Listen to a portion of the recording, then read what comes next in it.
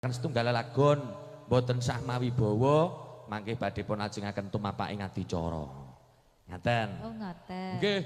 Karo ngirit gayan. Anu uler kambang mawon nak. Oh, jineman. Monggo.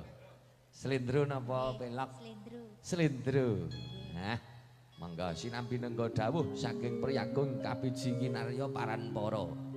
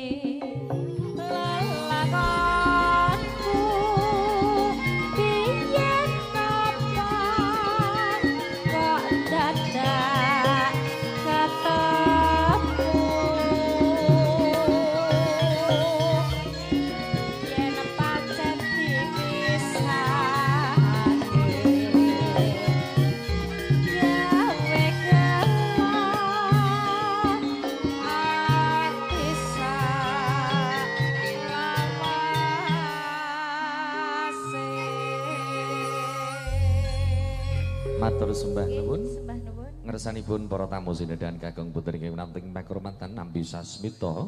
Kula maturing tata cara ing wanci menika tul muli keparang badhe katuruten rasa panjenengan.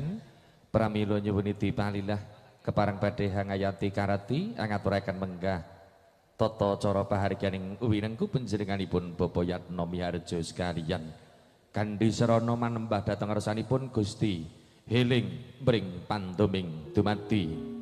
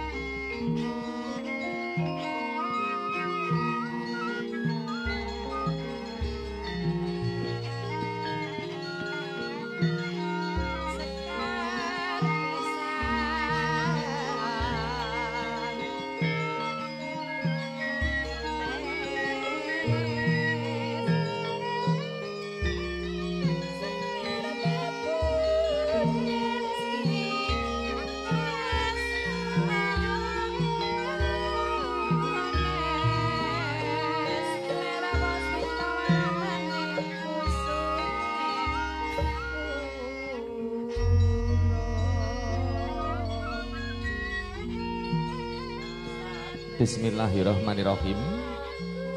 Assalamualaikum warahmatullahi wabarakatuh. Bini jawet asmaning Gusti Dat kang anggaratoni jagat saisinipun mugi rahayu. Rahayu sagung dumati. Ngersanipun para pepundhen bini sepaji sepo ingkang nganggung mestuti pepoyaning kautaman ingkang dahat pinundi. Pangemban-pangembating praja yang satriyaning negari ingkang mangka dadya pandam pantoming kawula dasih ingkang dahat satu kinabekten. Para alim para ulama ingkang rinten dalu sinanding kitab suci wahyuning ilahi kinarya panuntun kiblating manembah ingkang tuhupun tenggo dawuhipun ingkang utami lumeberipun sanggya para tamu sinedahan kakung putri ingkang winantewing suka basuki. Wonten keparingipun panjenengan sedaya sawami kula dherekaken ngambali munjahaken raos syukur dhateng ngarsanipun Gusti krana sih wilasanipun kula lan panjenengan sedaya saged nuhun ingkang dados panyuwun pamengku gati panjenenganipun Bapak Yatno Miharjo sekalian Ibu Sri Windadi ingkang makuan lenggah ing Padekan Karangrejo RT kali RW setunggal Desa Keposong Kecamatan Taman Sari Kabupaten Boyolali. Genera kepareng badhe ngadani tata cara pahargyan pamboyongipun putra penganten Sarimbit Ponan Bagus Diki Setiawan kalian Roro Ayu Selia Agustin Widyastuti SKM kaleresat mojo putrinipun Bapak Suyoto Ibu Winarsih ing lenggah makuning lantan Padekan Karangpodang RT Gangsal RW setunggal Desa Keposong Kecamatan Taman Sari Kabupaten Boyolali.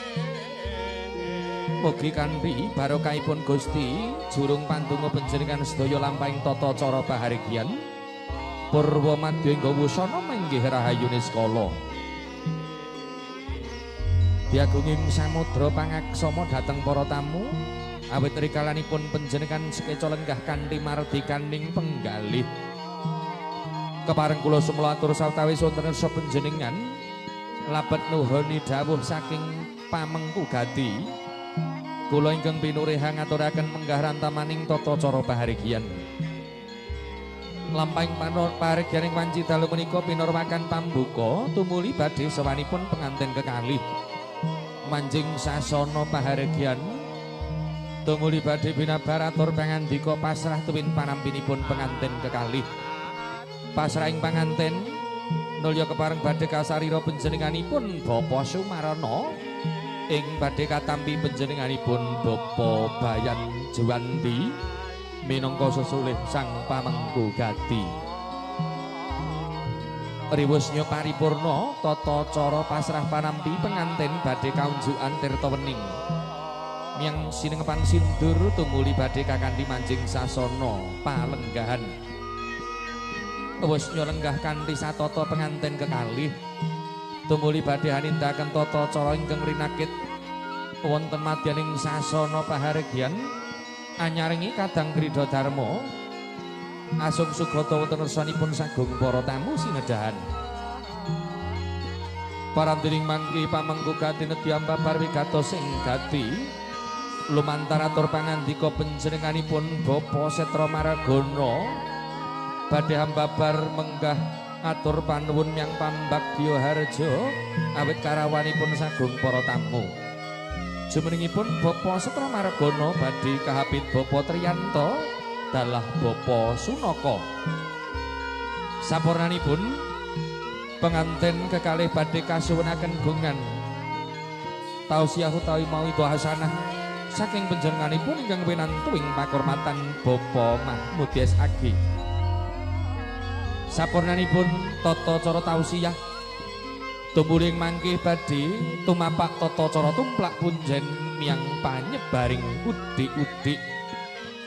Tata cara paripurna lamun ta wis waradin para kadang krida dharma angaturaken pasugatan ingkang pungkasan saha penganten wis kakandhi manjing gapuraning pendapi.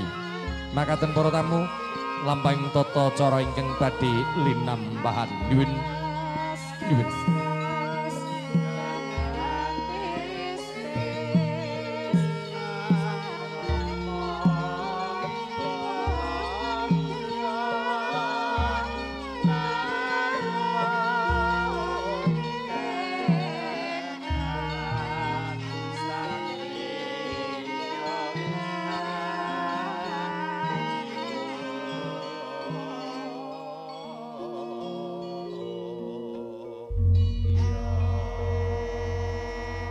Binukaning tata cara paregian kandhah ngucap bismillahirrahmanirrahim. Mugi lampahipun tata cara ing dalu menika purwa madya wisana manggih rahayune skala. Tumuli badhe sawanipun penganten kekalih mancing satengahing sasana paharegian. Kanthi badhe jengkaripun penganten kekalih lamun cinandra kadya dibebayang kari candrane.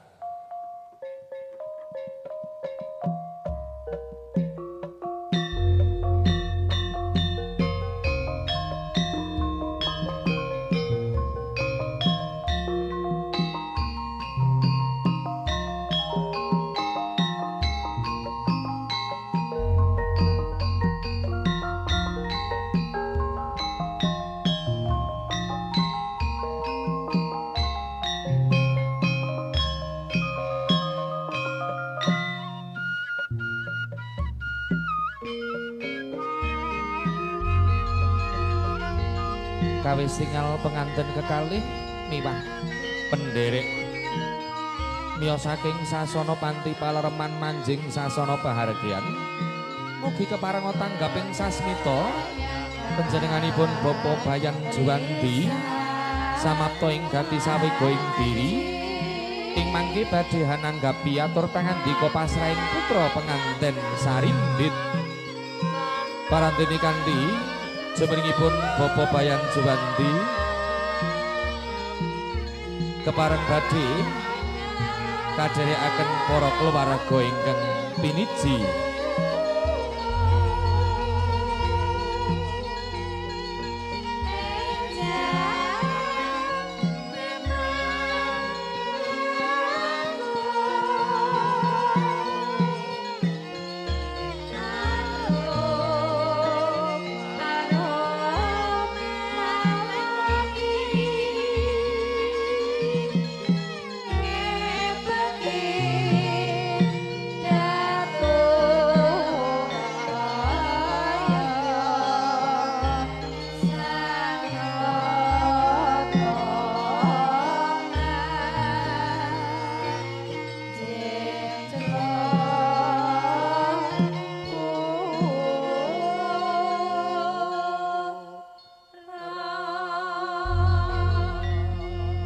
Wesnya kepareng satata Cundakadar mawicara pisan sutresna panjenenganipun Bapa Sumarana nedya kepareng badhe hambabar pangandika pasrah.